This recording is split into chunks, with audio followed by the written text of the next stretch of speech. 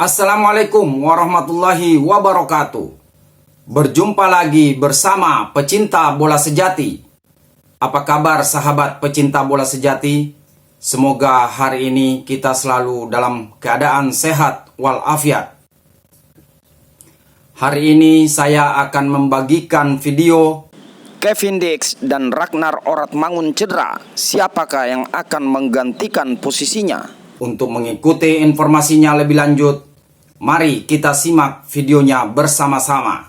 Bahas timnas update dulu nih, karena kan match juga masih agak lama. Ya. Jadi kita mau timnas update dulu seperti biasa. Nah, oke, yang pertama ini Bapak Erick Thohir ini telah mengkonfirmasi ya bahwa tidak akan ada tambahan pemain naturalisasi. Nah, pertanyaannya dengan pemain yang ada saat ini berarti kan harus memanfaatkan semaksimal mungkin nih skuad Garuda. Tanggapan Kak Firly dan juga Mas Sabto gimana? Karena yang terakhir kan yang datang lumayan ya, bisa dibilang 3 ya. 3. Oleh Romani, Dean James sama kiper ya, Emil Audero. Jadi pada saat datang pun di posisi Dean James kan orang juga bilang kayaknya penumbukan banget nih di sisi kiri nih, terutama di sisi wingback kiri kok jadi banyak banget gitu. Tapi kan kita selalu bilang makin banyak pemain berkualitas, makin besar kolam kita, makin berkualitas kolam itu sendiri gitu. Jadi ketika Patrick Kluivert selaku pelatih ngambil pemain tuh kualitinya bisa dibilang nggak terlalu jauh lah kualitasnya. Jadi ya selalu hal positif ketika ada penambahan pemain gitu. Walaupun mungkin orang melihatnya terjadi penumpukan, terjadi kondisi di mana semakin sulit pemain-pemain bersaing untuk mendapatkan satu posisi, tapi eksesnya kan pasti semakin ada kompetisi, semakin ada persaingan, semakin tajam juga para pemain itu akhirnya end produknya menjadi pemain yang lebih berkualitas gitu dari sisi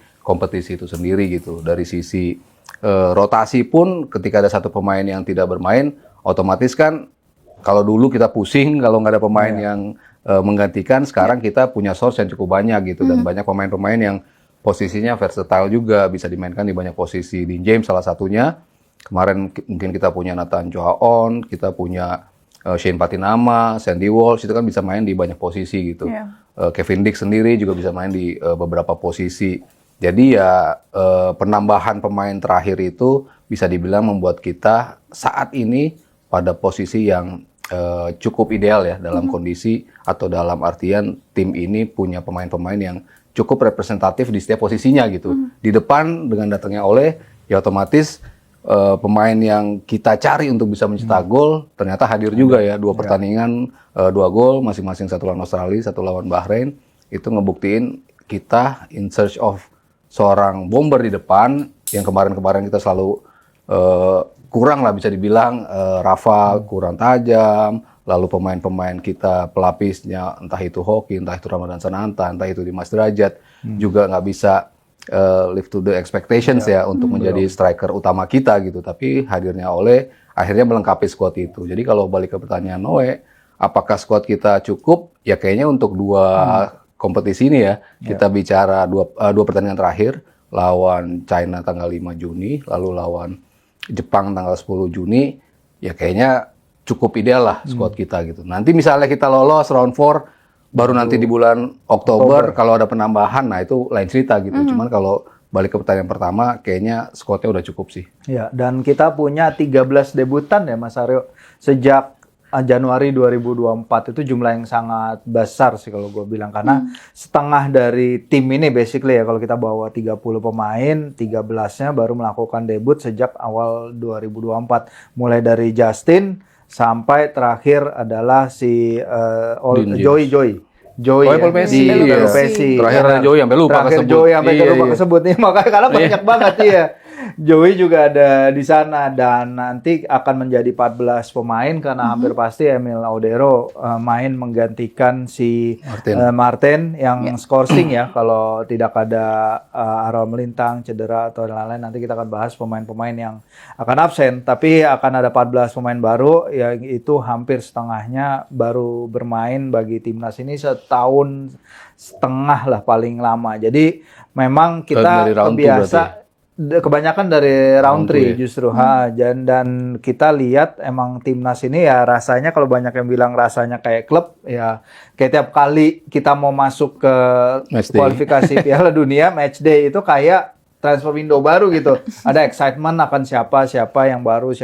Tapi kalau memang dari apa yang kita punya sekarang sih benar kata Mas Aryo udah cukup. Tadinya kan mungkin disebut nama Miliano ya, Miliano Jonathan, infonya juga dia kemarin di ronde Maret dia datang ke Indonesia bersama bapaknya, tapi karena satu dan lain hal mungkin belum sekarang dilanjutkan juga ya. Proses naturalisasinya. Riedewald, PSSI udah bilang secara dokumentasinya sedikit sulit ya, walaupun nggak ngerti persisnya, nggak dijelaskan kenapa sih, di mana sulitnya, karena kalau lihat persyaratan FIFA-nya sih sebenarnya bisa nih, walaupun dia emang udah main 3 laga kompetitif bagi Belanda, dan itu di level kualifikasi Piala Dunia atau Piala Eropa gitu, lupa. Tapi ya memang dengan adanya Joey kan dia menutup lubangnya, benar sebenarnya puzzle-nya sekarang itu udah dilengkapi sih dengan pemain-pemain terbaru.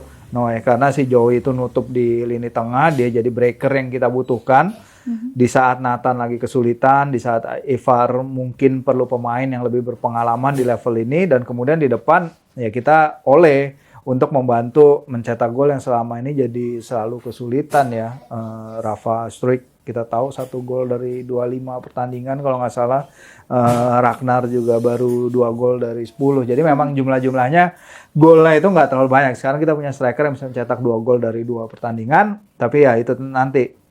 Untungnya sekarang emang proses naturalisasinya si Emil udah diurus dan dia udah bergabung dengan tim kemarin dengan persiapan, dengan ikut latihan bersama teman-temannya di persiap untuk ronde laga Maret, sehingga dia udah in tune nih nanti untuk melakukan debutnya di laga lawan China gitu. Oke, berarti bisa dibilang squad Garuda saat ini udah komplit lah ya untuk laga yang paling dekat. Bahkan lapis 2-nya pun udah banyak pilihan juga yang sama bagusnya juga. Nah, tapi sekarang ini kayaknya timnas kita lagi ditimpa ini ya, kabar yang kurang baik karena ini ada kabar bertubi-tubi pemain-pemain unggulan kita pada cedera nih. Salah satunya ada Kevin Dix yang cedera saat FC Copenhagen melawan Brøndby. Terus ada Ragnar Oratmangun terkena virus yang harus absen di 5 pertandingan. Terus ada Dean James yang cedera hamstring, dan juga Shane Patinama yang harus absen hingga akhir musim. Nah, jika mereka cedera sampai melawan Cina nanti, 4 pemain ini nggak bisa bermain, ini apa yang akan terjadi? Karena kan pasti impact-nya juga akan besar ya. Ya, kalau posisi yang paling krusial ya, yang harus diakui memang di mungkin 2 nama pertama ya. Kevin Dix kita bicara Kevin Dix dan juga Ragnar Oratmangun gitu. Kevin Dix kita tahu ini pemain yang begitu debut lawan Jepang 30 menit dia cuma bermain, tapi impact-nya di 30 menit itu lumayan signifikan gitu ya. Mitoma nggak bisa berkutik ketika dijaga sama dia, lalu dia bisa melakukan aksi progressing ke depan, memberikan umpan, tapi yang sayangnya nggak kesamber ya sama Rafa. Itu kan nunjukin ya dia memang seorang pemain yang kita cari di posisi kanan seperti itu. Wingback dia begitu bagus dalam defense, tapi memberikan something to offer di sisi di offense juga yang bagus gitu. Jadi ini salah satu kehilangan kalau dia memang nanti sampai 5 Juni nggak bisa bermain ya. Lalu Ragnar kemarin memang sempat absen ya di pertandingan terakhir lawan Bahrain. Lawan siapa Bahrain? Australia yang Bahrain justru dia main ya. Lawan Australia dia nggak bisa bermain. Kalau kita lihat Ragnar, ini pemain tadi Virgi sudah bilang ya, 2 gol dalam 10 pertandingan, tapi impact-nya di lapangan ini luar biasa lebih dari golnya. Lebih dari golnya, pergerakannya selalu masif, selalu eksplosif di sisi kiri, kadang bisa pindah juga kemana pun dia bermain, kadang-kadang menjadi ujung dari serangan kita di tengah. Jadi ini pemain yang wajib ada juga dalam starting 11 gitu. Jadi kalau tadi Noe bicara 2 pemain yang ada 4 pemain, saya melihatnya 2 pemain ini yang paling krusial sih perannya dibandingkan Shane dan juga Dean James gitu ya. Dean James ketika bermain di pertandingan pertama mungkin nggak kelihatan ya, impact-nya kurang terlihat apa yang dimau. Mungkin ketika Kluivert mencoba untuk memainkan 3 pemain depan tanpa Ragnar, kan pasti kemarin yang di kiri siapa nih? Ketika kita memunculkan Dean James tuh awal-awalnya memang sering menjadi penyerang di depan, walaupun belakangan dia menjadi fullback ya, tapi sering bermain di posisi depan. Makanya kayaknya Dean James yang akan bermain di posisi itu. Pas debutnya mungkin nggak senyetel pemain-pemain lain yang debutnya langsung bagus ya, seperti Ragnar sendiri, seperti Tom Haye, seperti Joey, itu kan debutnya tuh langsung cemerlang ya di pertandingan-pertandingan itu gitu.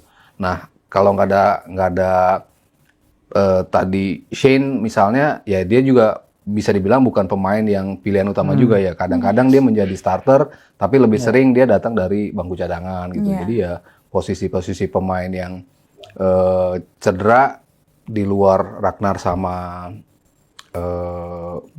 siapa yang pertama tadi? Kevin Dix itu mungkin nggak terlalu berpengaruh ya. Kalau saya pribadi melihatnya Dean James dan Shane tidak sesignifikan ketika Kevin Dix dan Ragnar yang main. Apalagi Shane emang belum main ya, sama Coach Patrick. Terakhir di China ya, dia bikin kesalahan itu juga yang dia kecolongan bola sangat disayangkan sekali. Walaupun efeknya di luar lapangan sih sebenarnya Shane kalau dengar-dengar memang adalah pribadi yang membantu tim ya. Dia kepribadiannya elevate the team lah.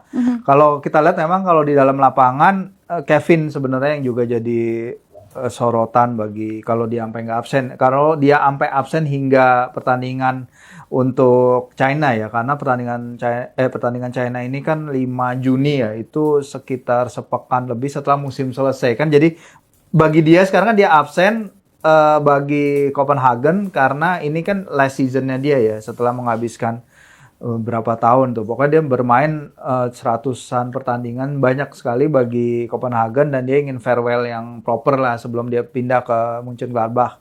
Tapi akhirnya dia kemarin mengonfirmasi bahwa cedera paha ya ketika babak pertama tuh laga lawan Brøndby, timnya juga lagi nggak bagus-bagus banget sekarang, menderita beberapa kekalahan ya. Lawan Brøndby itu kalah, Midtjylland pertandingan setelah itu kalah. Dan kita juga harus lihat efek yang Kevin bawa ke tim ya. Ketika lawan Jepang langsung instant impact, Mitoma pun kesulitan lawan dia. Dan ketika kita menghadapi Bahrain, 50% serangan kita di final third itu proporsi terbesar itu datang di sisi kanan. Jadi antara kombinasi Rizky Ridho yang suka step up dari pertahanan, terus ada Kevin yang dengan visi, stamina dan juga dinamika permainannya dia bisa melakukan tusukan ke depan, itu sangat merepotkan barisan pertahanan Bahrain di sana. Marcelino juga berapa kali kita lihat mereka kombinasi. Kevin bahkan sekali memberikan bola silang ke depan gawang yang sedikit lagi bisa disamber Marcelino untuk sebuah gol, tapi sayangnya masih belum. Tapi selain itu angka-angkanya memang bagus ya. Kevin di laga itu 8 kali menang duel, 3 kali menang aerial duel, 2 chance creation, dan 3 kali intercept bola. Jadi memang, padahal itu kita waktu itu ngomong di sini kayaknya ini Kevin kayaknya lagi nggak dalam best day-nya dia. Berapa kali dia kehilangan bola di pertandingan itu, tapi ketika dia nggak best day pun dia masih bisa memberikan impact ke pertandingan sebesar itu. Nah, artinya kalau misalnya dia belum pulih, ataupun ketika dia pulih dia belum 100%, ini kan jadi pertanyaan, apakah ketika 2 bulan dari sekarang misalnya dia udah pulih dari cederanya, tapi apakah dia langsung bisa in tune untuk langsung main dalam level yang diperlukan, level dia yang bisa bermain di Liga Champions, karena dia adalah satu-satunya dari line up tim ini yang udah pernah ngerasain main di Liga Champions. Dia udah pernah berduel dengan Erling Haaland bahkan di Liga Champions musim lalu, Harry Kane, dia big hitters itu udah pernah dihadapi semua. Tapi apakah ketika dia nggak dalam kondisi 100% terus kita percayakan dia langsung main dalam laga hidup mati kita lawan China, ini akan jadi pertimbangan dari Coach Patrick dan juga tim kepelatihan yang kita tahu pasti akan memonitor banget kondisi para pemainnya dalam pertandingan yang akan krusial bagi kita ya, karena itu pertandingan lawan China itu must win. Betul. Oke, pertanyaan lanjutannya berarti misalnya Kevin Dix sama Ragnar ini belum bisa bermain, walaupun kita nggak mau itu, kita maunya mereka udah bisa main. Siapa yang cocok jadi penggantinya yang bisa mengisi mengisi. Kalau untuk Kevin Dix, ya mungkin kalau kita bicara sebelumnya, yang ada di situ Sandy Walsh ya. Pemain yang jadi, kalau kita tetap main dengan 3-4-3, di posisi 4 paling kanannya, kalau kemarin Kevin Dix ya berarti balik lagi ke sebelumnya Sandy Walsh yang tampil di posisi itu gitu. Ya. Ya rotasi, ya sebelumnya mungkin ada Asnawi, sebelumnya Yakob juga sempat bermain di posisi itu gitu. Cuman kalau ngelihat kemampuan defense dan juga offense yang bisa dibilang 50-50 dan juga ketebalan dalam defense yang lebih terjamin, ya saya melihat Sandy Walsh sih lebih cocok menjadi pengganti kalau misalnya Kevin Dix betul-betul tidak bisa bermain ya di posisi itu. Ya kalau kita lihat di posisi bek kanan kan nggak sebanyak di bek kiri ya pilihannya.